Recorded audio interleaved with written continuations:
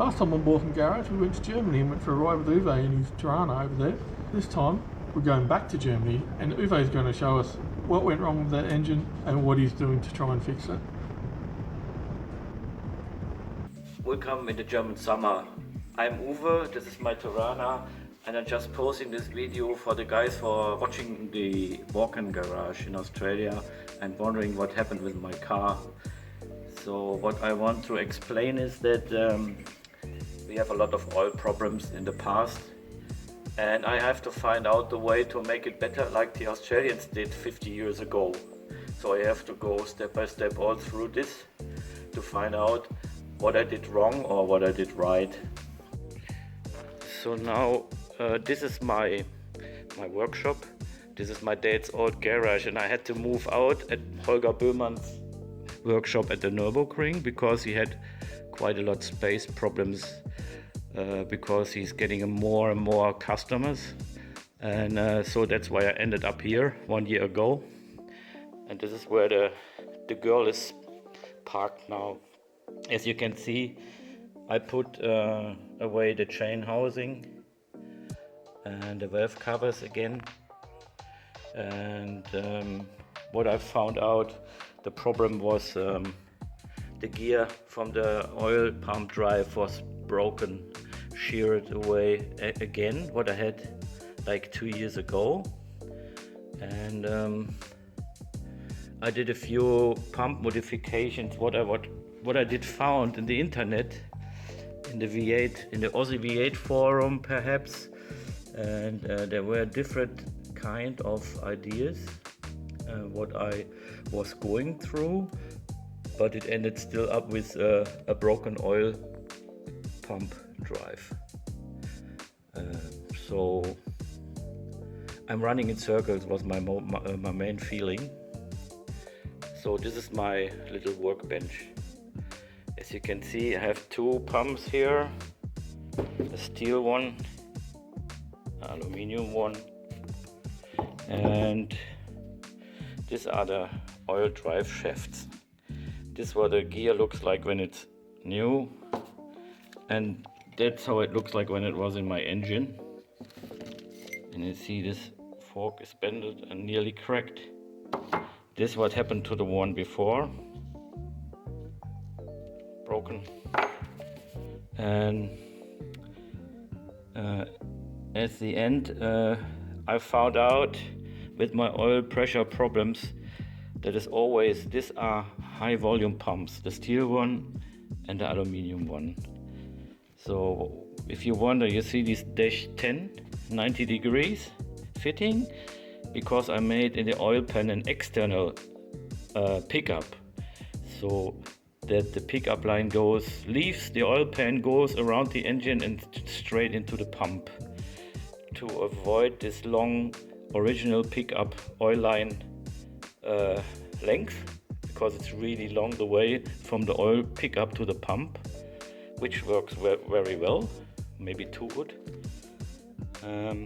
I started to have problems with the first engine, that the oil pressure was really low when it was hot and idle. It was nearly just 15 psi, and the oil light starts to flickering all the time, even when I'm using a Penrite HPR 30, which is a 20W50 oil, I think, or 60, 20W60.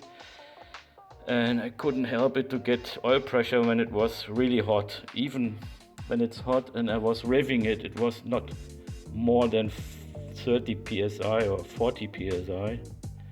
And the main problem was oil pressure loss on the racetrack when I'm driving curves.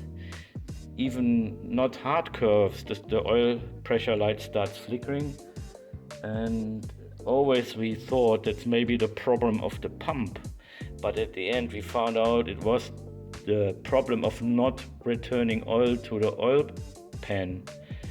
It was always standing under the valve covers, but nobody told us that this is the main problem. So at the end we welded some -10 fittings at the valve covers, that the oil could return much faster outside around the block to the oil pan. But the next problem was when we have done that, the next problem was the oil pump drive was always dying. And now my way of thinking is that the major problem now is the high volume pumps, that they are not good for the oil pump drive. Even when the oil is cold and too thick, not moving, and you're revving the car really quick, like my engine has a 5.5 triple disc racing clutch and a flex plate. So it's really easy to rev it up to 5,000-6,000, which is really quick for engine RPM. And that is, I think, what the pump is disturbing, because too much RPM when cold. But even when I run it hot, the pump drive didn't survive. So the major problem is, I think, you must use the original oil pump and not a high volume pump.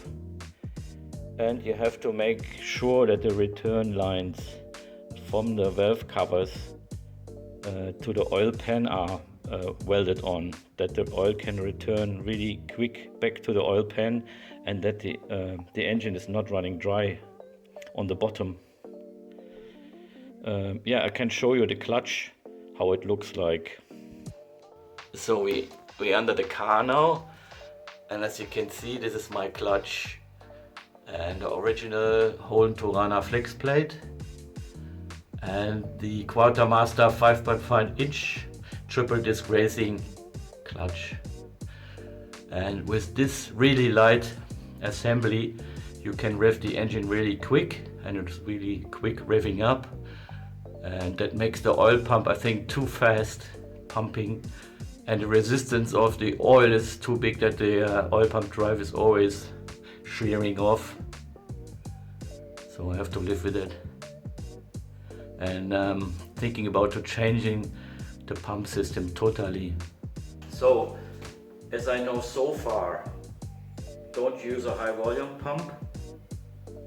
Don't use too thick oil, just use 10V60, 10W60 oil, and never rev it too hard if it's cold.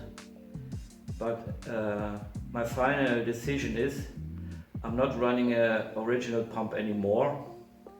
I have had contact with Dick Savey from Melbourne, he is, and he's getting me an external wet sump pump, which is belt driven. I will not ever have this problem with a broken oil pump drive shaft, and I hope this will help me at the end, that the engine can run as it should be. This is a 253 engine. My idea was just have one engine for regular street use. But my experience now is never use a high volume pump. Also, I will get me a Dick Savey pump, dry sump pump for my 355 engine project. What's about to begin. This is the 355 engine block. I just did some grinding work for the conrod bolts, that they have enough space to rotate. It will have some. It will get some 4-bolt main caps from Koma. They're already here, and I have a set of Mahle Motorsport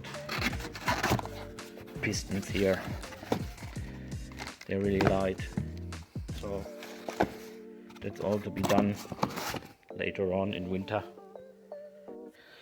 So what else I have is I've got here bronze lifter bushings.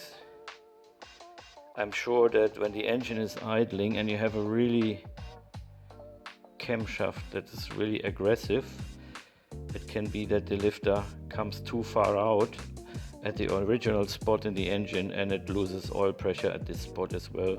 That's when I want to use these bronze bushed lifters. And they're looking a little bit more up out of the engine, like 5 millimeters, to avoid that oil can slips out of the top when the lifter is moving to the top dead center, and that too much oil squishes out here at that spot on the original bore. So that's why I want to use the Bushings, and hope that helps.